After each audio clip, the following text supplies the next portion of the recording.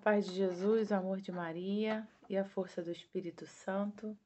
Louvado seja Deus por mais uma vez estarmos reunidos em torno da sua palavra que nos cura, que nos restaura, que nos liberta, que nos corrige, que nos traz a vida. Bendito seja Deus. Bendito seja o Senhor também pela sua vida, que escolheu escutar essa pregação. E que cada um de nós, eu que vou pregar, você que vai ouvir, possamos escolher, além de ouvir, colocá-la em prática. Peçamos o socorro e o auxílio do Espírito Santo sobre nós nesta hora. Vinde, Espírito Santo, e enchei os corações dos vossos fiéis, e acendei neles o fogo do vosso amor. Enviai, Senhor, o vosso Espírito, e tudo será criado, e renovareis a face da terra. Oremos, ó Deus, que instruíste os corações dos vossos fiéis, com a luz do Espírito Santo, fazer que apreciemos corretamente todas as coisas, segundo o mesmo Espírito, e gozemos sempre da sua consolação, por Cristo Senhor nosso. Amém. Pelo sinal da Santa Cruz, livra-nos Deus, nosso Senhor, dos nossos inimigos espirituais e carnais, em nome do Pai, do Filho e do Espírito Santo. Amém. Irmãos, eu convido você a pegar a palavra de Deus e abrir no Evangelho de São Marcos, capítulo 2. Marcos 2. E o tema dessa pregação para nós, aquilo que o Senhor traz para nós nesta pregação, nesta semana, que o Senhor nos alimenta com a sua palavra, todos fazem parte do corpo de Cristo. Todos nós, homens e mulheres, crianças, jovens, ricos, pobres, mais pecadores, menos pecadores, mais em busca da santidade, menos em busca da santidade. Todos fazem parte do corpo de Cristo. Todos são filhos amados do coração de Deus. Antes de nós iniciarmos a leitura da palavra de Deus, enquanto núcleo, na semana passada, na quinta-feira, nós orávamos por vocês, e pedíamos ao Senhor o direcionamento, a palavra, o que Ele queria dizer para vocês nessa semana. Como fazemos toda quinta-feira, sempre no intuito do alimento espiritual da próxima semana. E além dessa palavra de Marcos, o Senhor nos deu outras coisas, outras palavras, profecias. Ele nos deu uma visualização de um santuário, com muitas pessoas em volta, muitas pessoas querendo entrar nesse santuário, mas eram muitas pessoas. E o próprio Cristo estava na porta, e ele tocava na cabeça das pessoas, e ele dizia para que não nos apavorássemos, tivéssemos calma, que tinha lugar para todos. Esse santuário, mais do que um templo de cimento e tijolo, é o próprio coração do Cristo. É o próprio coração de Deus, que tem lugar para todos. O coração de Deus sempre tem lugar para todos. Até mesmo aqueles irmãos e irmãs. Desculpa, irmãos. Aqueles irmãos e irmãs que a gente olha e fala, já não tem mais jeito. Eu não vou perder meu tempo mais orando por fulano. Ele que se vire. Eu já indiquei, já falei, já orei. Eu não quero mais saber. Até mesmo para esses, há lugar no coração de Deus, no santuário de Deus. Então a gente, como participante, do corpo de Cristo, como diz a palavra de Deus, Ele é a cabeça, mas nós somos o corpo. Nós, cada um de nós, cada batizado, pertence ao corpo de Cristo. E cada um de nós, como batizados, temos a função de, junto com Jesus, levar a salvação para tantos irmãos e irmãs. É desejo do coração de Deus que nós nos tornemos multiplicadores da salvação, multiplicadores do amor de Deus. Então, você que já pegou essa palavra, escuta com muita atenção, porque é isso que o Senhor está falando através dessa palavra aos nossos corações. É esse chamado que o Senhor está fazendo aos nossos corações. Marcos 2, a partir do versículo 1. Alguns dias depois, Jesus entrou novamente em Cafarnaum e souberam que ele estava em casa. Ele estava na casa de Simão Pedro, que era como se fosse a casa dele em Cafarnaum. Reuniu-se então uma tal multidão que não podiam encontrar lugar, nem mesmo junto à porta, e ele os instruía, exatamente como o Senhor deu a visualização para a gente. Muitas pessoas em volta. Trouxeram-lhe um paralítico, carregado por 4 homens. Como não pudessem apresentá-lo por causa da multidão, descobriram o teto por cima do lugar onde Jesus se achava, e por uma abertura desceram o leito em que jazia o paralítico. Jesus, vendo-lhes a fé, disse ao paralítico: Filho, perdoados te são os pecados. Ora, estavam ali sentados alguns escribas que diziam uns aos outros: Como pode esse homem falar assim? Ele blasfema. Quem pode perdoar pecados senão Deus? Mas Jesus, penetrando logo em seu espírito, nos seus íntimos pensamentos, disse-lhes: Por que pensais isto em vossos corações? Que é mais fácil dizer ao paralítico: Os pecados te são perdoados? Ou dizer: Levanta-te, toma o teu leito e anda? Ora, para que conheçais o poder do Filho do Homem sobre a terra, Jesus se virou para o paralítico e disse: Eu te ordeno, levanta-te, toma o teu leito e vai para casa. Palavra da salvação. Glória a vós, Senhor. Essa passagem traz para nós muitos pontos que a gente pode trabalhar numa pregação. Mas de forma especial, nesta semana, o que o Senhor quer falar aos nossos corações é a postura desses 4 homens que fizeram todo o esforço para colocar aquele paralítico, aquele que já não tinha mais esperança, aquele que jazia no seu próprio leito. Lá no versículo 4, no final do versículo 4, fala isso. Usa essa expressão. Desceram o leito em que jazia o paralítico. Jazia também é jazigo. Quando a gente pensa em jazigo, que é um lugar onde a gente coloca os restos mortais dos nossos familiares. Jazigo da família tal, jazigo da família tal. E ali a gente coloca os restos mortais, ou o corpo já morto, assim que foi feito o velório, se a família tem um jazigo, ou os ossos. Mas quer dizer o quê? Um lugar de morte. É colocado, é depositado ali no jazigo aquele que já morreu. E é quando a palavra diz que aquele homem jazia paralítico. Aquele homem não estava morto ainda, mas ele estava como se estivesse morto. Por isso a palavra traz esse verbo. Não foi à toa que foi colocado este verbo aqui ao invés de outro no lugar. O leito em que jazia o paralítico, o leito em que estava deitado o paralítico, o leito em que estava sofrendo o paralítico. Porque ele estava deitado? Estava sofrendo? Estava. Mas o verbo que a palavra de Deus traz tem um significado muito maior do que sofrer ou só estar deitado numa maca. Ele estava jazendo, ele estava morrendo em cima daquele leito. E aqueles 4 homens olharam com um olhar de misericórdia, de piedade. E eles sabiam que o único que poderia dar solução àquela situação que aquele homem passava era Jesus. Eles encontraram dificuldades? Encontraram, porque aonde Jesus estava se acumulava uma grande multidão de pessoas doentes que precisavam de cura, de libertação, que estavam sedentos de ouvir Jesus falar. Então sempre tinha aglomeração aonde Jesus estava, sempre. Algumas vezes ele até se escondia, porque ele precisava de um tempo para ele, para orar com o Pai, ou para ensinar só os discípulos. Então tinha em alguns trechos dos evangelhos, Jesus se destaca da multidão porque ele precisava desse tempo a sós, porque onde ele estava tinha muita gente. Mas esses homens não se prenderam a essa dificuldade de uma grande multidão. Pela porta da frente, eles não tinham como levar aquele homem até Jesus. Mas eles não desistiram nessa dificuldade. Eles não desistiram nem mesmo na dificuldade antes de como levar um paralítico para Jesus. A palavra não diz aonde que esse homem morava, onde que esse homem ficava, se era longe da casa de Simão, porque Jesus estava na casa de Simão Pedro, em Cafarnaum.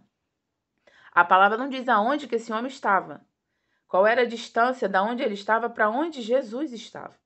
Mas aqueles homens, aqueles 4 homens que carregaram aquele paralítico não pararam nessas dificuldades.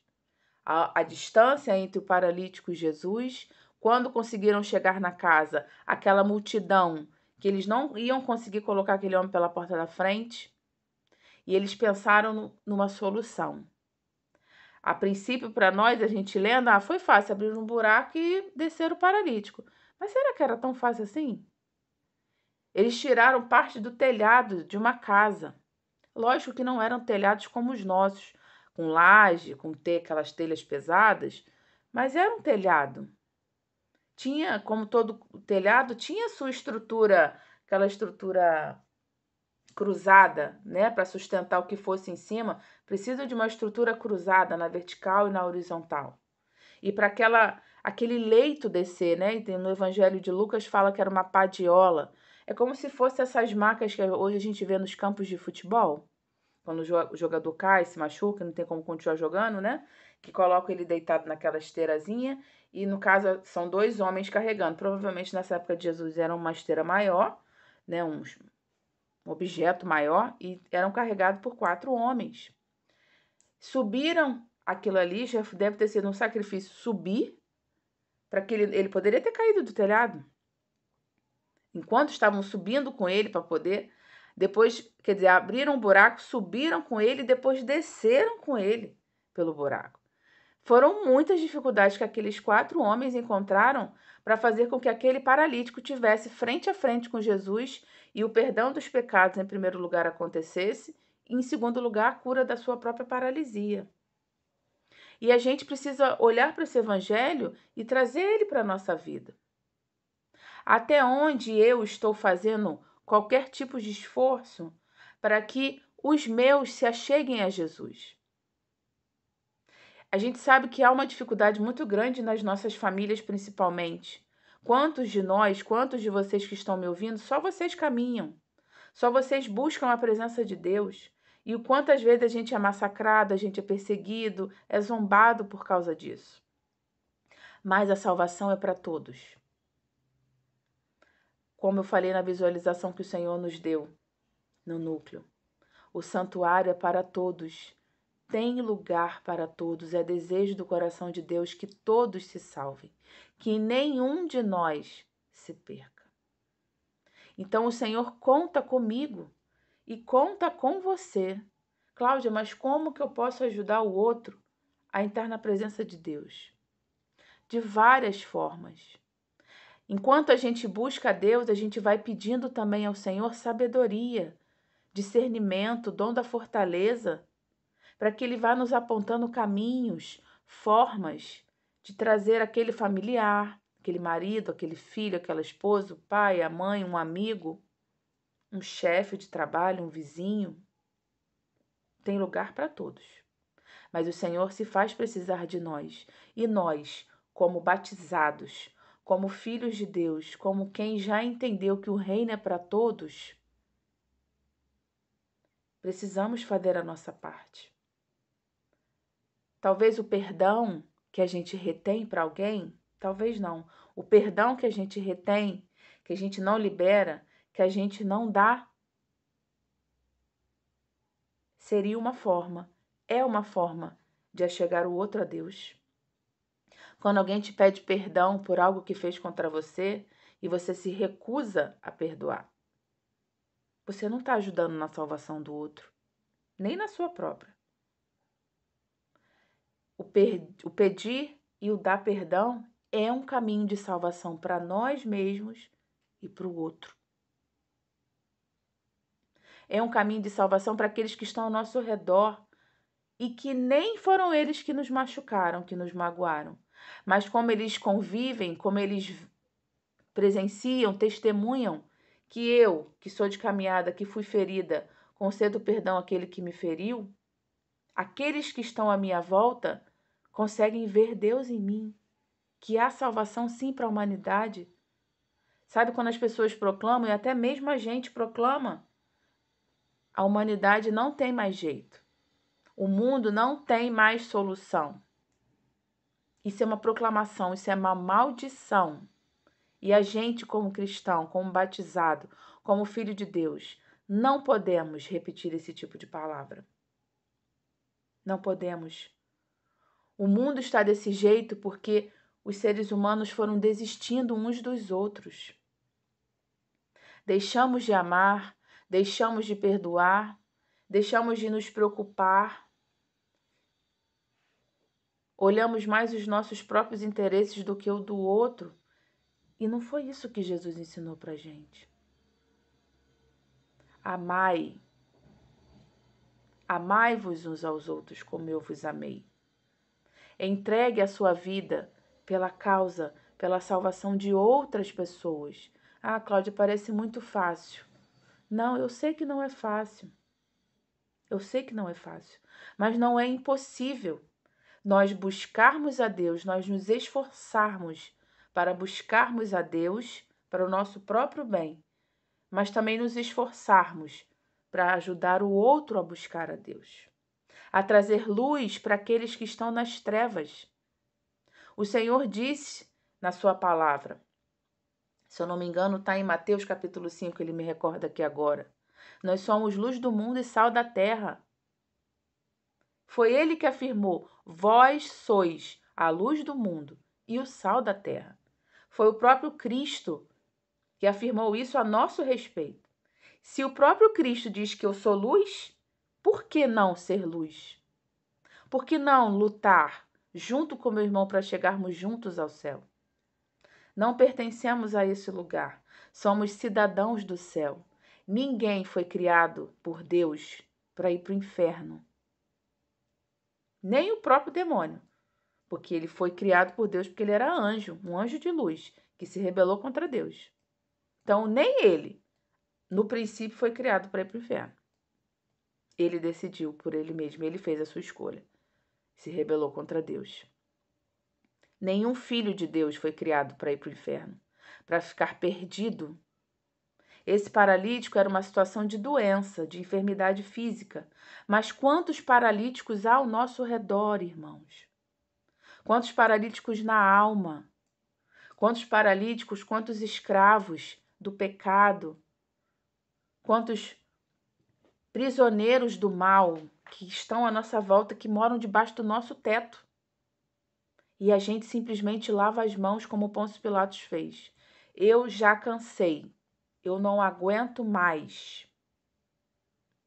Se a gente parar para analisar todo o esforço, como eu falei no início, desses homens, para que aquele paralítico chegasse na frente de Jesus e aquele jazer, está morrendo aos poucos, se eles não tivessem feito aquele esforço todo, se eles tivessem desistido na primeira dificuldade, aquele homem não teria sido curado. A graça de Deus não teria chegado para ele. Então, quando o Senhor nos chama a viver em comunidade, quando o Senhor nos chama a vivermos como irmãos, a nos perdoarmos mutuamente, a darmos e a recebermos perdão, quando o Senhor nos pede disposição interior para buscar a nossa própria salvação, mas também a salvação do outro.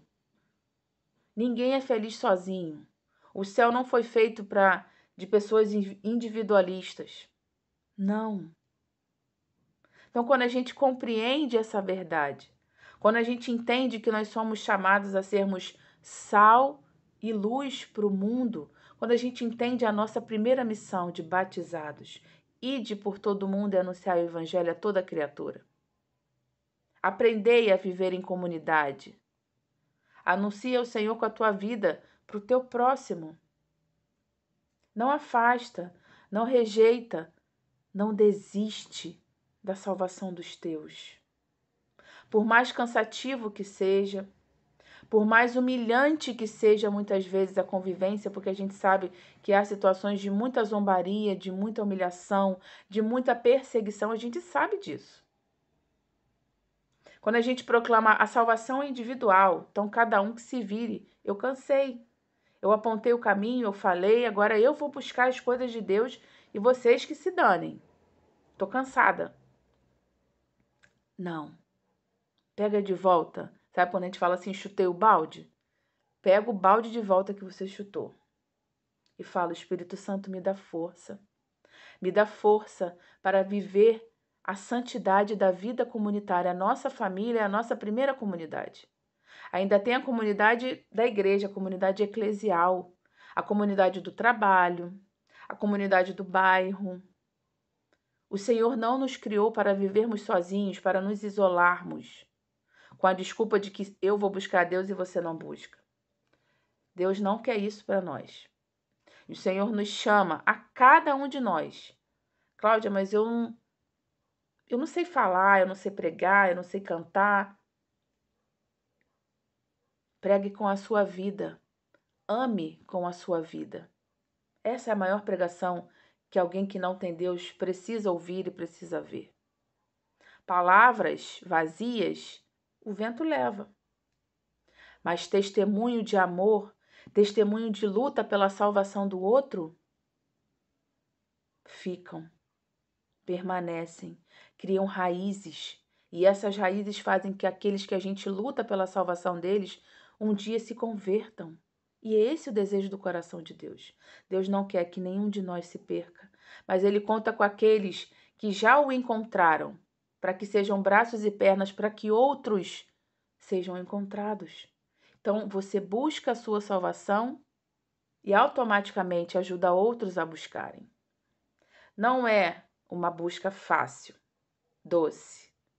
Exige renúncia, exige esforço, mas há uma recompensa. Há uma recompensa para aqueles que buscam fazer a vontade de Deus. Há uma recompensa para aqueles que entenderam que são chamados a ser luz, a ser sal, a ser canal de salvação para o outro. Há uma recompensa para nós. Há lugar para todos no coração de Deus. E nós precisamos fazer a nossa parte, sem fazer distinção de pessoas, sem apontar o dedo, sem acusar. Já temos um acusador em comum. O demônio, ele é o divisor, ele é o acusador. Não é necessário, não pode mais acontecer entre nós, filhos de Deus, acusações, distinções, rejeições, abandonos, desistência entre nós. Como diz a palavra, que entre vós não seja assim. Que entre nós não seja assim. Que na sua casa, na sua família, no seu círculo de amigos, seus colegas de trabalho, seus vizinhos, que não seja assim. Lembra da música que nós cantamos? A começar em mim, quebra coração, para que sejamos todos um, como tu és em nós. A começar em mim, quebra coração, para que sejamos todos um, como tu és em nós. A começar em mim, quebra coração, para que sejamos todos um, como tu és em nós. A começar em mim. A graça que você quer para sua família, a conversão, a salvação, a mudança que você quer para sua família, para aqueles que você ama, para aqueles que você convive, para o mundo, começa a partir de nós. Coloca a mão sobre o seu peito e fala: começa a partir de mim. O meu nome é Cláudia. Fala o seu nome. A mudança que eu quero na minha casa, a mudança que eu quero no ambiente onde eu estou, no meu ciclo de amizades, no mundo, na sociedade, começa em mim. Se cada cristão, se cada um que leva o nome de cristão, que se diz cristão, entendesse isso, o mundo não estaria da forma que está. Nós não estaríamos vendo coisas absurdas e tão cruéis como a gente está vendo. Nós fomos criados à imagem e semelhança de Deus. Está lá em Gênesis 1, 26 isso. Façamos o homem à nossa imagem e semelhança. Deus é amor. E se nós fomos criados à imagem e semelhança dele, nós temos que refletir este amor. Deus é bondade, Deus é bondoso, Deus é compassivo, Deus é clemente, Deus é paciente. Se nós somos filhos dele, temos que ter essas virtudes, temos que desenvolver essas virtudes. É fácil? Não é fácil. Mas é impossível? Não é impossível. Para aqueles que realmente desejam um mundo melhor, uma família melhor. Como eu coloquei há duas semanas atrás na outra pregação, há uma diferença entre o querer e o acreditar. A gente precisa querer um mundo melhor. A gente até quer, mas a gente precisa acreditar que isso é possível e não só jogar 100% da responsabilidade do fazer isso em Deus. Ele pode fazer? Pode, porque ele é Deus. Mas ele se faz precisar de nós para criar um mundo melhor, uma sociedade mais íntegra, mais justa.